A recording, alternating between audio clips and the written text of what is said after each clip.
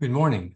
This is Joe Jennings. I'm here to teach the vegetable and herb gardening class for the trainees for 2024. I'm sorry I'm not with you all today. I think I'm on an airplane to Italy at this time. So I apologize for this inconvenience. Hopefully this will be a useful class. We'll have an hour and then there'll be a break and then there'll be a second class on tomatoes. So we might as well get started. So, like I said, I'm Joe Jennings. I'm a master gardener. I started in master gardenerdom in UC Marin in 2012 and then moved to Seattle in 2020. And I'm now a master gardener here in King County.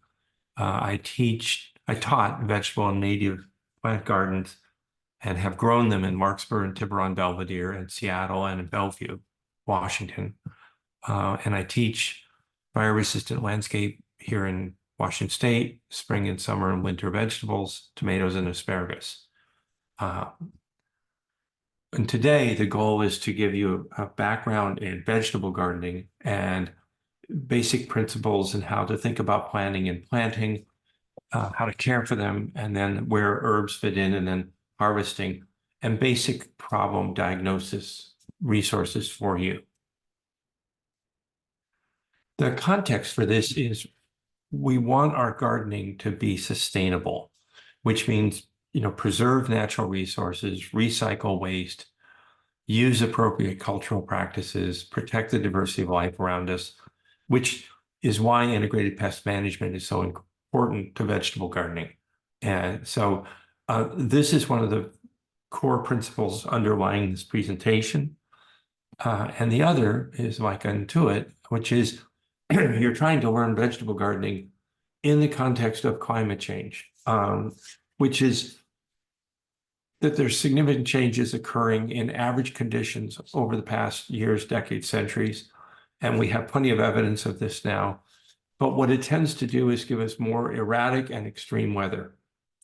So this context, again, against sustainable gardening means you have to keep being a student to learn what's presently going on and what you need to do to address it and adjust for it. It isn't one of those learn how to grow a carrot, grow the carrot forever. Those days are over. So with that being said, what is a vegetable? It's a herbaceous plant grown for some edible part that you eat. And herbs are seed-producing annuals and biennials and perennials, which has medicinal, savory, or aromatic qualities. This is, for most of the world, this is the largest part of their food supply, is vegetables and herbs. So we're really focused in on one of the oldest behaviors in humanity and one of the most important. So to begin with, how do you think about planting a new garden? Many people don't pull all the way back. Even if they have a garden, they don't pull all the way back and say, is my vegetable garden in the very best place on this property? So if you're looking for an ideal place for a vegetable garden, you need at least 6 hours, preferably 8 or more of sun in June.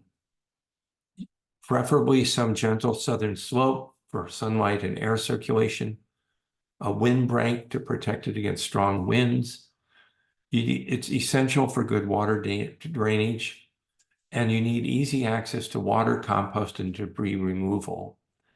And just remember, the closer it is to your kitchen, the more likely you'll go out and use it. The further away your vegetable garden is from the kitchen, the more infrequent the visit. The other thing you have to think about is how to protect it from pests. And most importantly, if you're just starting out in the vegetable world, build it to the scale and size and height and access that works for you. You don't have to build the maximum vegetable garden on your first outing. In fact, the interesting thing about vegetable gardens is you can incrementally add to them over time as you get more comfortable with it. Because bigger is not better. What is better is closer to the kitchen and better ergonomics. So when you think of the weather in Marin County, um, you should be thinking of the weathers in Marin County because there's such a high degree of variability as you go from the coastal climate to the north coast to the marine effect areas. And so on the very same day, Mill Valley can be socked in, um, San Rafael can be warm, and Novato can be cooking. So you have to be clear on where in Marin you live. And quite honestly, when you look at the weather, planning wise, averages are interesting, but increasingly what you're worried about are highs and lows. So for example, you you would think in May you shouldn't ever have to worry about frost. Historically, there have been frosts in May. You would think that you will have rainfall consistently all winter because of the averages. There have been many years where there's been a month of no rainfall in the middle of the winter. So when you look at your garden, you can't think of it once and then kind of put it away in your head. You have to pay attention to how much rain is it getting? What are the temperatures that are forecast? Is there high wind? Because the garden is a living thing and the weather is a moving target nowadays. Now, checking this morning, this is March 20th, 2024, you've had a blessing of rain. So the rainfall at Lake Lagunitas, which is where the Marin Water District measures, is at 122% of average, which is great. And the reservoirs are at 110% of average. This is not normal because by definition, it's above average. I pay attention to the reservoirs and the rainfall. The rainfall I pay attention to every day. The reservoirs probably once every couple of weeks in Marin, because what you want to make sure of is that you're keeping your head current to, well, are we going into a drought? Are we likely to have water restrictions? What's going on? Now, in planting a garden, again, if you sit on the Master Gardener help desk for any length of time, when people call up and say, my vegetable garden I just put it in, it's not doing well, the first question you should ask them is, how many hours of daylight, of sunlight does it get? And if they planted it under trees, they've got a problem because vegetables require a lot of sun. So the way to think of it is to go into a property and use your compass on your iPhone or your cellular phone and establish what is south, east, and west. And because none of us know accurately, whatever skill we had as primates earlier, we don't have anymore. So establish where south is, east, and west. And you want to align the garden beds and literally the rows of plants to the longest direction of the sun, where it will get the most sun. And the other thing you have to think about is where will the shadows fall? So many of us have gardens that have plenty of sun at some point in the day, but because of trees or buildings, they get shaded. So you have to sort of watch your garden. And I've just taken a practice of when you're planting a garden, go out every hour for a day and just take a picture of where is the sun and where are the shades. And when you look at this, it doesn't mean the shaded areas can't be garden. It means that only certain things will grow there well. So it's just alignment of the garden to sun is sort of jacks or better. Then you have three ways of having a garden: in-ground, raised beds, containers. These three approaches have different pluses and minuses. So this is sort of a macro view. In-ground has the most flexibility in terms of varieties that do well. And if you plant hybrids, you can address viruses in the soil. If you have gopher cages or wire, you can address critters underground like gophers. And you actually use the least irrigation and fertilizer because the plants are drawing from the ground. If you go to raised beds, again, all varieties will grow there because you basically kind of emulated the soil, but you're up 2 feet. You can address viruses in the underlying soil by creating a barrier and putting in just potting soil above. But over time, that may not work. If you put gopher wire across the bottom of your beds, you can defeat the gophers. And you will use more water and fertilizer than you do in ground. And that's because those raised beds are not drawing food or water from the soil around them. They're in essence separated. In containers, this is where you have to pay a lot of attention. First off, there are varieties that will do better in containers than others. You can get viruses in containers, particularly if you use regular soil from the yard in your container. So you want to be very careful about that. You are not likely to have gophers. You might have other critters, but you won't have gophers. But the irrigation and fertilizer actually has to be more thoughtful because the plant, what you don't want is water running out the bottom of the pot. So you can't run your containers for as long as you would run your raised beds or in ground. So you want more frequent irrigation in smaller periods of time. So these are the three, call them venues for vegetable gardening in your garden. The advantage is, for example, with containers, you can put containers in the sunniest spots on your deck and patio.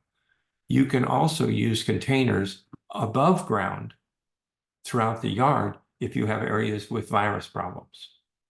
So containers are the most flexible of the three in terms of placement and movement. Raised beds can be the most ergonomic because you're not leaning over as much as you are within ground. So there's some trade-offs here. When you think about access, what a 20-year-old, a 40-year-old, a 60-year-old, or an 80-year-old should do in the garden is different. So I think of it this way, and I'm somewhere in that last group heading towards, I'm in the middle, 60 to 80. How many sides of access do I have to my garden? Can I get all the way around it, all sides? Is it only on one side? Sometimes when you plant against a fence, you can only get access on one side. Is it only two sides? Second question, how far can you reach? Now, the further you have to reach, the more likely you will fall over. It's unfortunate, but true. So 18 to 24 inches about the max for a one-side access only garden. So narrower bed. So you can have a one-side access only garden, make it narrower. If you have access on all four sides, then you can have a wider garden, 36 to 48 inches bed, because you can walk around it and everywhere you're within 12 and 24 inches of reaching the middle. I hope that made sense because it's really basic and you'll see people mess that up.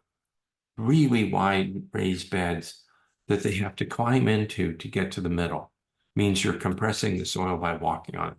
It's not great. So how high should a raised bed be? I used to say 12 to 24 and my friends and I are getting older. And so 36 is looking good. So it's a question of your mobility and how much you want to bend over. Now, access. Water has to get to the garden. The further you are from a hose bib or an irrigation line, the more difficult it will be. So identify before you do anything, what's my water source for this garden? 2, the closer you are to compost, whether it's compost you're generating or compost you're bringing in on a wheelbarrow, the better, because you're using compost at least 2 or 3 times a year. People forget this, but how hard is it to haul away the debris that can't be composted?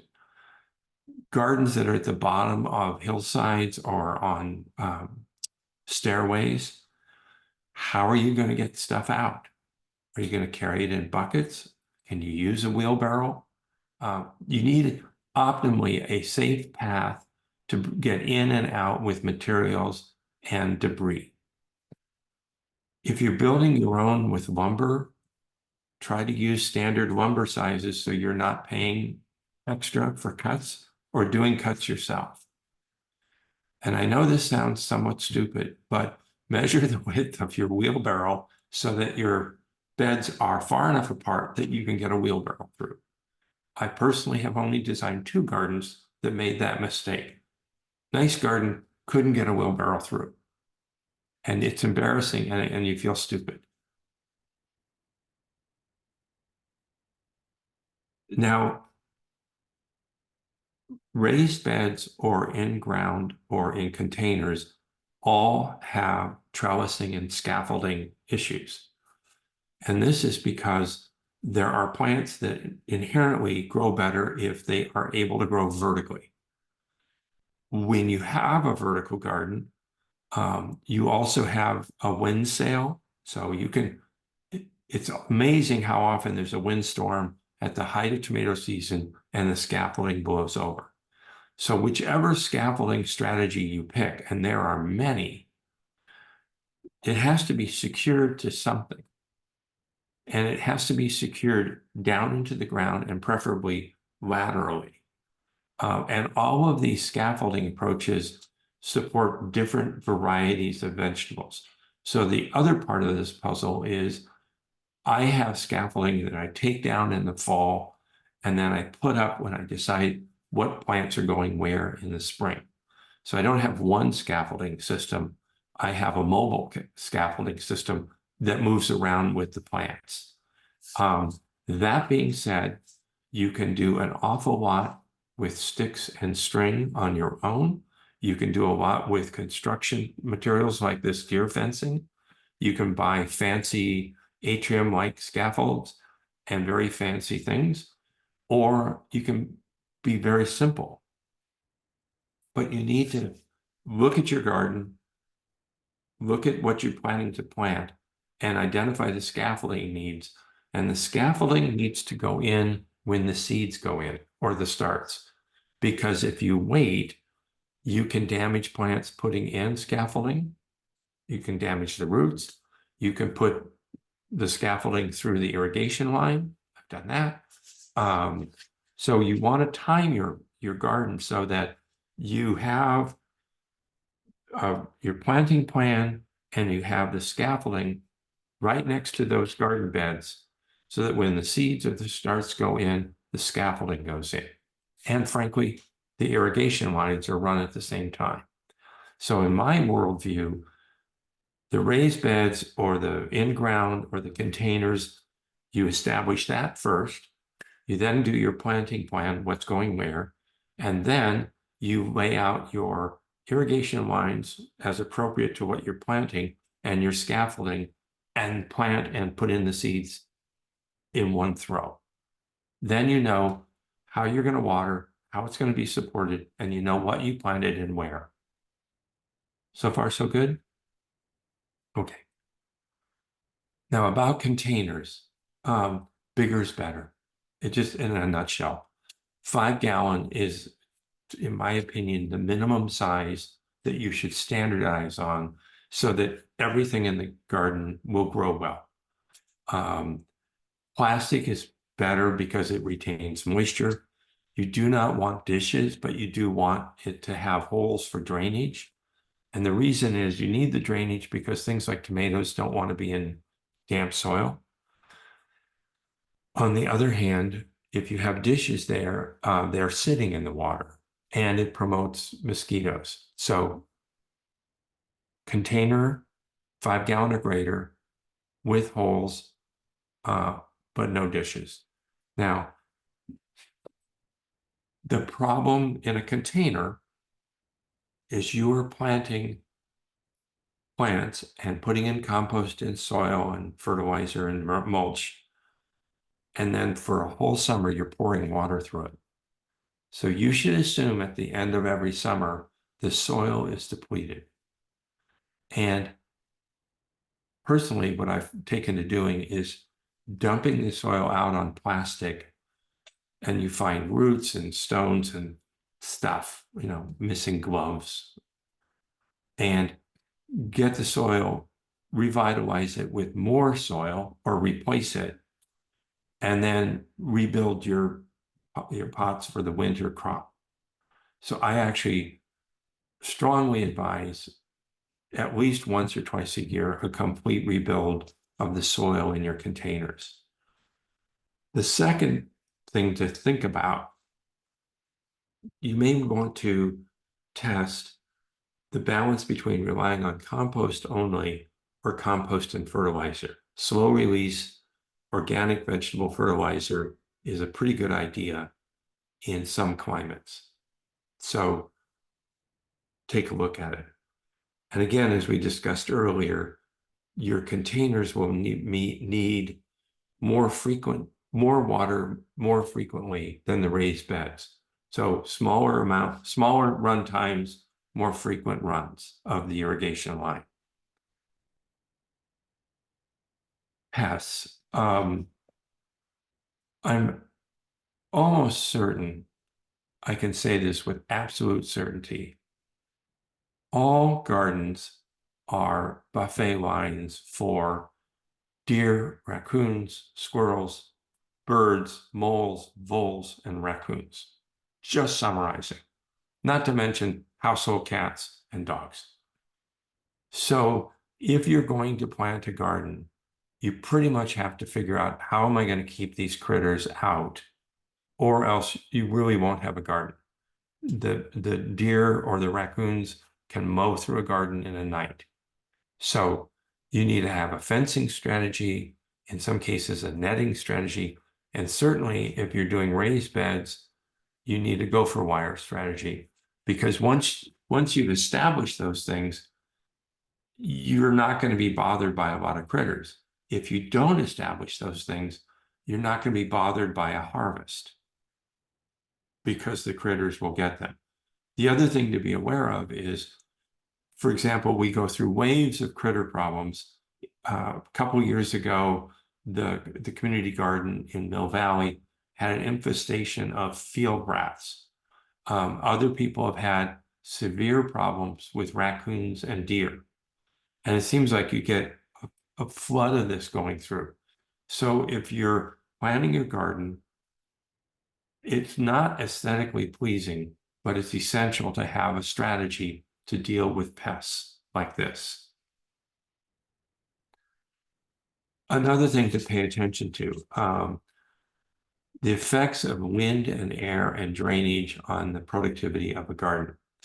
So for those of you, I can't see your hands, so this is not the right way to do this, but some of you live on hillsides, some of you live on the bottom of hills, and some of you live on the flats.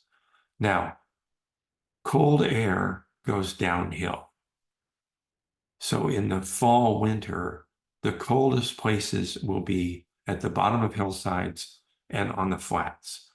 And the hill itself will be warmer than the bottoms. In the summer, it's the reverse. It can be the ground, the base, the level areas can be warmer. And when you watch wind, most of Marin has wind issues.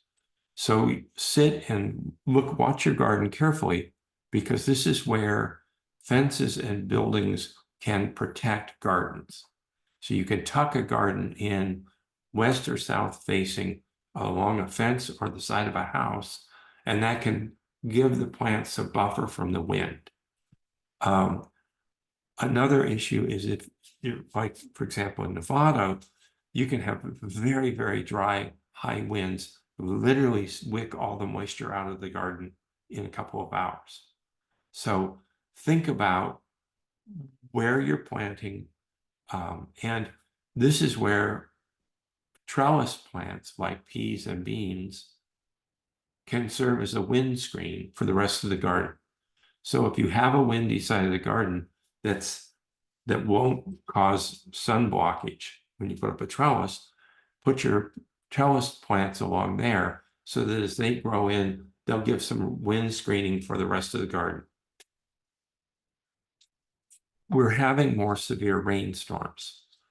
So if you're planting a garden in low ground, and you can tell because wait till winter, and if there's standing water where you're planting, that can be a problem. So if you have no choice, you need to build better drainage. But if you can avoid places where water pools, that would be great because we have these storms where you guys get a lot of water in a relatively short amount of time. And if the ground doesn't perk, the water sits there for a couple days, it's not good for an in-ground garden. So I'm not good at this one. Gardening plans, I understand them conceptually. You do a drawing and then you kind of list out what you plant where, and then you kind of rationalize it, and then you plant, and then it's wonderful. The simple form of this is tall versus short, long growing season versus short, and crop rotation. And I can get my head around that. So if you look in your handbook, you can study up about garden plants and get all into the design of it. We'll deal with crop rotation shortly, and that's how I think about it. So that was all that was all the planning side. So now then, how do you think about vegetables? Well, they're annuals and perennials, literally, which means things with a less than a year life, things with more than 1 year, possibly 2 or 3, or in the case of asparagus, 15-year life. And then a second way to think about vegetables is cool season versus warm season. So, and cool season is a slight misnomer, and I'll get into it in a minute. So cool season is, for Marin, call it October 1st to April 15th. That's where temperatures are 55 to 75. These are plants that can tolerate slight frost. So your cool weather plants are like lettuces, kale, Swiss chard, things like that. In the warm season, these are plants that need 65 to 95-degree temperature, and they do not like frost. So you've got these two things going on. And objectively, before I go on, I never got to 4 seasons of crops in Marin, but I could do 3. And so when you're doing 3, you're planting, always thinking about, okay, I'm putting this in now, I'm going to harvest here, and then I'm going to plant the next thing, and then I'm going to harvest there. So you have the sequencing and crop rotation. And what you want to make sure is that your warm season plants are ready to go in the ground starting somewhere around April, late April, May, and you'll be out of the garden with that crop by October, and then you have your winter season crop. So the major families are listed here. When I speak about crop rotation, what you're trying to avoid, and the classic is in the Solanaceae, if you're rotating peppers, tomatoes, and eggplant, it's not doing you any good because they're all in the same plant family, so they all have the same diseases and pests. So what you're really trying to do is rotate Solanaceae with Liliaceae or the Fabaceae so that you're in different plant families in that location in order. So if you want to think about year-round vegetable gardening, and this is from Pam Pierce's excellent book Golden Gate Gardening, you should be looking at planting in plants that you can put in February, March, April, May, July, August, October, November. And what this gives you is maximum use of your vegetable garden, but you have to be paying attention. And here we get to crop rotation. The basic rule of crop rotation is never plant the same plant or the same plant family in the same place 2 years in a row. And the reason is pests winter over in the soil. And so if you're repeating the same plant family over and over again, new insects, they're right there with their favorite food. And any soil-borne diseases, you're reinforcing them by planting the same plants. It also means that you're drawing the same nutrients from the soil for that family year after year.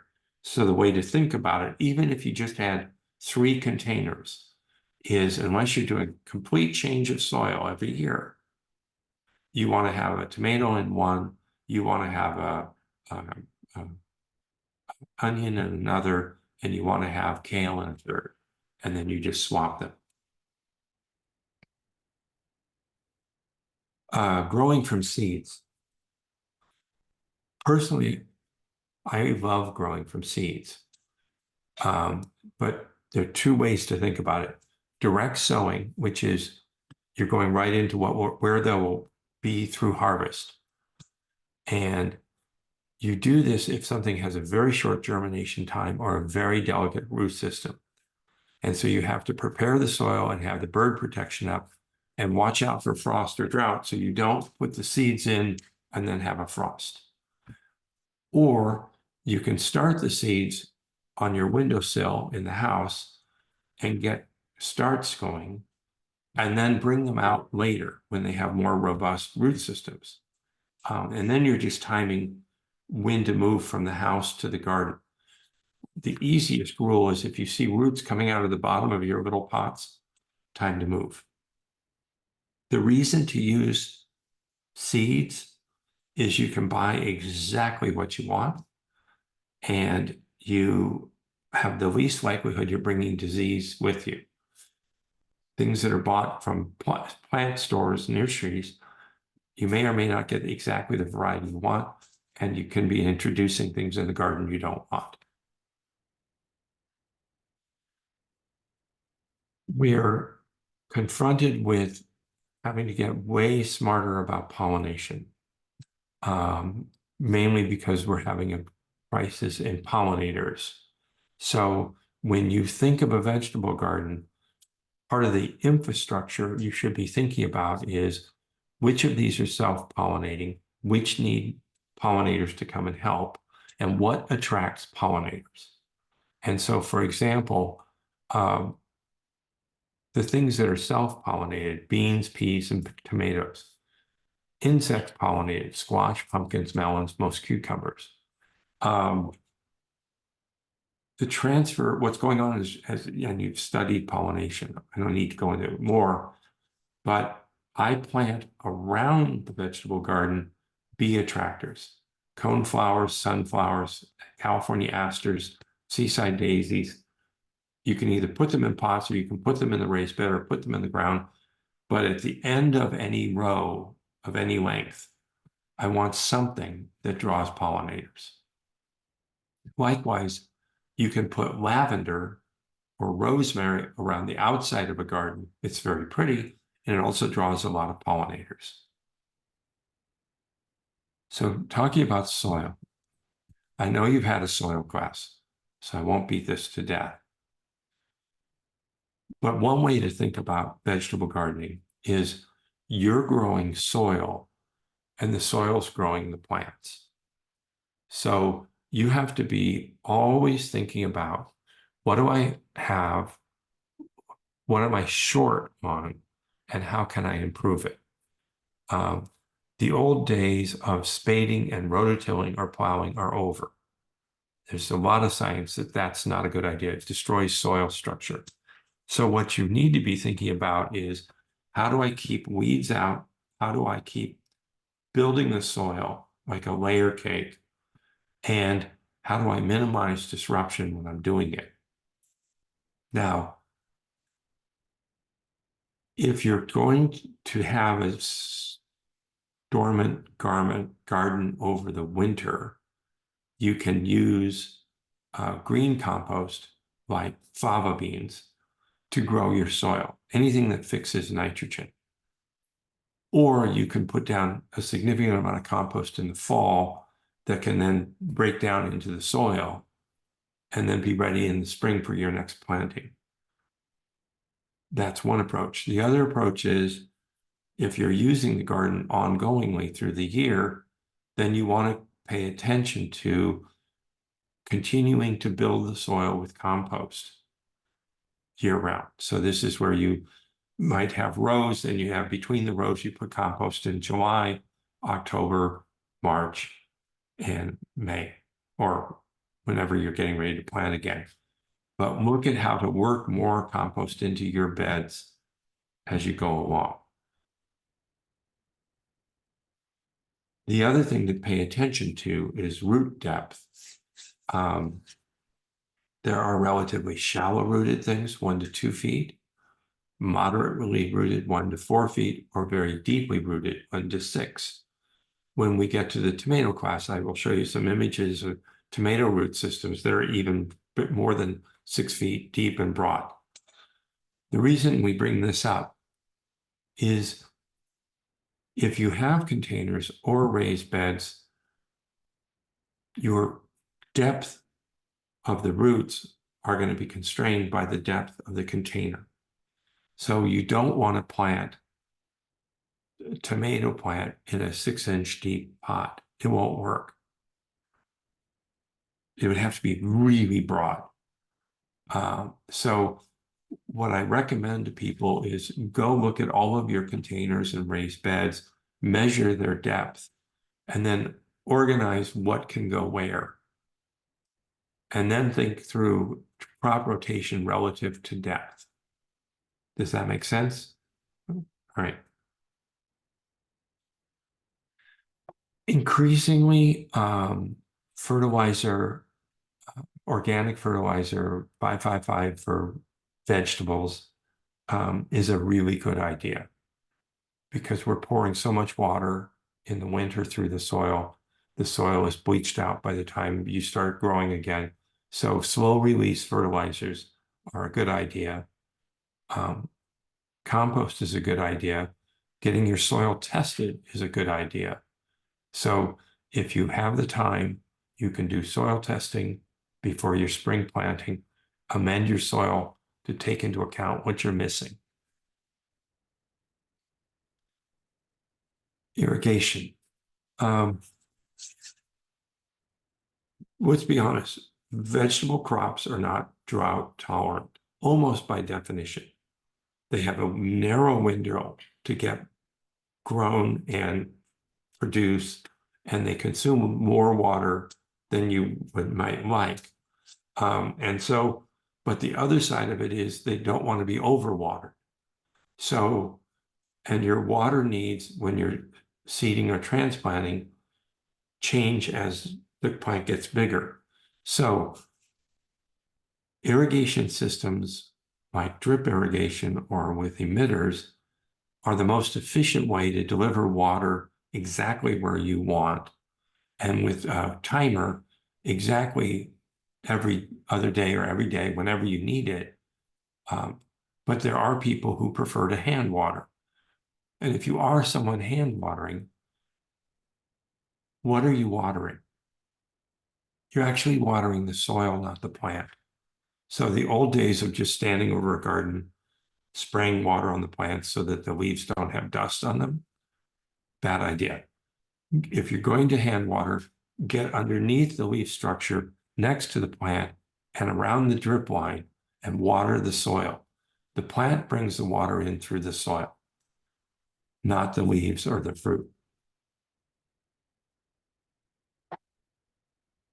I can't tell you how many weeds I pulled last year. I had a bad year. I got compost that had seeds in it. So early, often weeding, constant. You should be, because weeds compete for nutrients, water, and sunlight. They will grow faster than your vegetables. They'll choke them out. So it's important, pretty much whenever you walk through the garden, be prepared to pull weeds. And if you do that, and in addition, use mulch, you can control them. You're never going to be weed free. That concept, it's not possible. It just isn't. So suppressing weeds is important to the yield and not creating problems for yourself going down the road.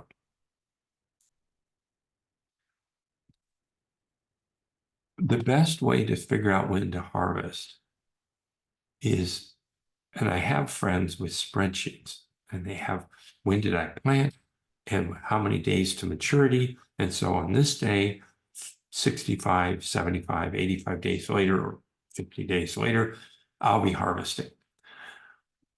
Doesn't exactly work that way. So what I recommend is checking your plants daily. And as you get closer, there's a cardinal rule of vegetable gardening, which is if a critter is going to get into your garden and eat your vegetables, it will be the night before you are going to harvest that one, because they're watching just like you are. So pay attention, watch, and not all of your vegetables of a certain type will be ripe at the same time. Things happen. So pay attention, harvest in the early morning. For flavor, consume fresh vegetables as soon after harvest as possible and avoid refrigeration. You don't want to pull everything out of the ground at once and then stick everything in the fridge because the flavor goes down. It's better to pull it out of the ground and walk in and eat it in the kitchen than to have a large harvest. If you have to store it, then you want to store it in conditions as close to the garden fresh possible. So personally, a cool storage is better than a refrigerator, like in the basement for potatoes and things. But look at each variety that you're growing. Look up what Wazoo recommends for storage, harvest and storage. And what I try to do is stagger my planting so I can harvest over time. Because you don't want to hope, for example, one year I planted, I think it was 50 leek plants at the same time.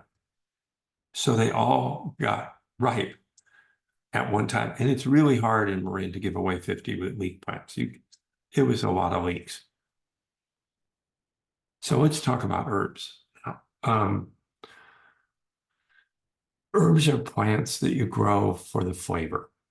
You added two things, and they're annual, biennial, and perennial herbs. For example, basil is an annual. Sage is a biennial. Rosemary can be a perennial. When you look at your herb garden, personally, now you really want to be next to the kitchen. The closer you can place it to the kitchen, the better. And they have a range of partial shade to full sun and low to high water needs. So even though you might be mixing everything in one box, you're going to optimize either for full sun, and you have to be aware that the water needs are different. So I tend to keep my herbs very segregated from each other so that I can optimize for sunlight and water. The other horrendous thing is one man's herb is another man's invasive species. So things like mint, catnip, you've got to plant them in containers, because if you put them in the ground, they will take off on you. And and herbs are impossible once they take off on you to get out. You'll be digging out mint for years. So what causes problems in the vegetable garden? Abiotic causes can be either too much water or not enough drainage, not too much or not enough light. They can be physically or chemically injured. They may not adapt to a growing site. You might have temperatures that are too high or too low, and you might be missing nutrients. The biotic causes are insects and plant disease. The virtue of the IPM site at UC Davis is the university has been tracking these problems by every variety of vegetable in the garden that grows well in California for decades. So if you're trying to figure out what is bothering your plant, you go to IPM, click on Home and Garden, or you can go to the Master Gardener site. And what you're trying to understand is, what am I looking at and what caused it? And sometimes it's more than one thing. But honestly, a very high percentage of the problems we encounter are improper plant selection or poor cultural practices. And so the wrong plant, wrong place, too much or not enough water, too much or not enough fertilizing are very common problems. Mishandling herbicides, very common problems. So if you go to IPM at UC Davis or the Master Garden Problems section, this will let you look at the plant, look at the problem you have in the garden, look at the picture. And the nice thing about vegetable gardening is you know what you planted. So you know corn. Okay, so now you're looking at corn. You're not trying to do plant ID, but you may have more than one problem at the same time. And so you can either go to the problem section at Master Gardeners or the IPM. And if, as a Master Gardener, about half the time people ask me plant problems, I end up taking them to IPM on their phone or on an iPad in their house and saying, here's how you should learn to research the problems in your garden. And that becomes your core teaching platform. And also, you don't have to memorize all this stuff. You'd say, well, all right, you've got basil and you're seeing this problem. Let's go look on landscape, on vegetables in the home and garden section. Let's look at basil. Let's look at the problems that commonly affect basil. Here's a picture that matches what you have. Boom. Now we got from Davis the non-chemical and chemical solutions to what this problem is. So I hope this has been useful. We're going to take a short break and then come back and talk about tomatoes.